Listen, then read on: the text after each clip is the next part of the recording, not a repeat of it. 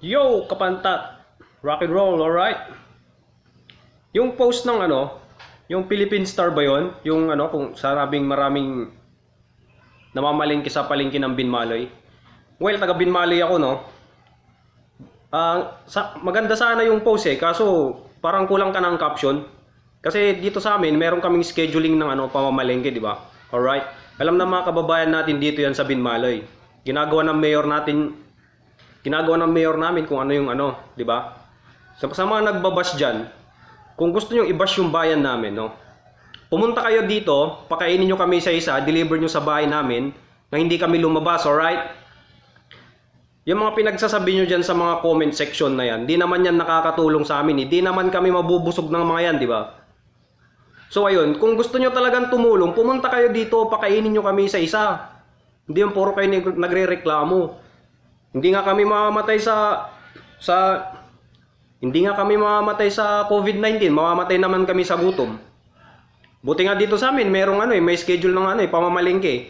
Diyan ba sa mga lugar nyo, may schedule ba? Sa Linggen, meron din silang scheduling kung kailan sila pwedeng mamalengke by barangay. Diyan sa inyo meron? Baka nga wala diyan sa inyo eh. Kung makapagreklamo kasi kayo, akala nyo yung walang pwedeng mapuna sa inyo eh.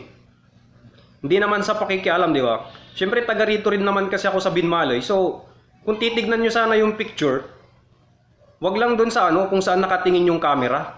Tignan nyo din kung sino yung humawak ng camera. Naka-four wheels, di ba? May 4 na gulong, yung sakyan niya.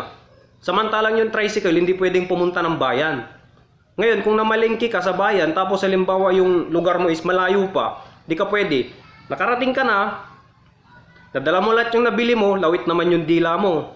Pero kapag meron kang 4 wheels, okay lang, pwede mong ilagay lahat ng pinamili mo sa palengke, di ba? Baka nga pati yun, nakabili pa nga swerte naman niya, di na siya naglakad ng malayo, di naging lawit yung dila niya, di siya napagod. Yung simpleng mamamayan, yung isang kahig, isang tuka, di ba? Kung magbabash naman kayo, sana yung makakatulong din naman. Hindi yung problema na nga yung nakita nyo, tapos dadagdagan nyo pa ng problema, di ba? Kung gusto nyo, i-bash nyo din ako dyan sa comment section. Open po yan. Hindi ko kino-close yan. Ngayon, siyempre, kanya-kanya tayo ng pananaw sa buhay. Isang kahig, isang tuka. Kailangan mamalengke. Yung mayaman, pwedeng mag-stock 1 buwan. Paano yung mga yun, di ba? Isipin nyo naman. Ngayon, kapag nagkaubusan ng pagkain, kaming mga mahihirap, kaya na mabuhay kahit adobong adobong kanin, gano'n. Tapos, maglulubog na lang kami ng kape. Diba? Alright. Dapat maging positive tayo. Hindi yung ganyan. Laki-laki na ng problema sa mundo nangyayari. Tapos, ganun pa yung mga ipopost nyo. Kulang-kulang pa ng details. Huwag naman ganun. Pare-pareho lang naman tayong tao dito. Gusto rin nilang mabuhay. Gusto nilang kumain. Diba? May mga pamilya din yung mga yun. Ngayon, ikaw, kung sapat yung kinikita mo, kaya mong tumulong, di pakainin mo kami dito lahat. Bigyan mo kami lahat ng relief goods. Bigyan mo kami lahat kung ganun. Bigyan nyo kami.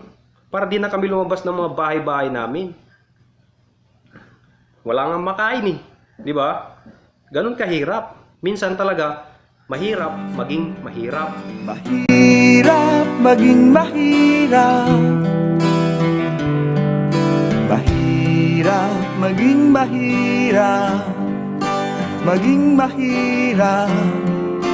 Maging mahirap.